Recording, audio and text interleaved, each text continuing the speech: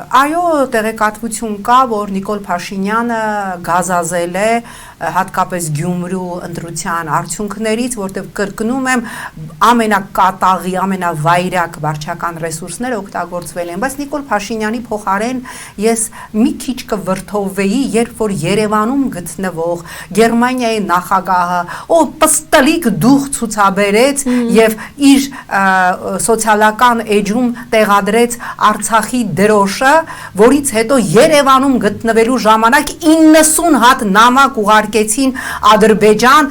նաև Ադրբեջանի ուրեմն պաշտոնական ներկայացուցիչ Ալիևի արտաքին հարցերով Հիկմետ Հաջիևին 60 անգամ սողալով ներողություն խնդրեց Գերմանիայի նախագահը, բան Նիկոլ տենց ջղային տղա ես Երևանում գտնվող Գերմանիայի նախագահի հետ ընտրելու ժամանակ կամ ընտրելու փոխարեն մի հատ ասեիր, որ այդքան մի վախեցի Ալիևից, բայց քանի որ նույն Նիկոլ Փաշինյանը հիմա ամեն անգամ Արցախ բառը օգտագործելուց 1000 անգամ իրան շտկում է, որ պատահաբար Արցախ չասի, Ալեն Սիմոնյանն էլ Արցախ ասում, հետո ուղղում է իրան Ղարաբաղը ասում, բնական է, որ Գերմանիայի նախագահն էլ պիտի նամակ գրի Հիկմետ Հաջիևին եւ 90 անգամ ներողություն խնդրի եւ իր կատարած երևի թե միակ բարոյական քայլը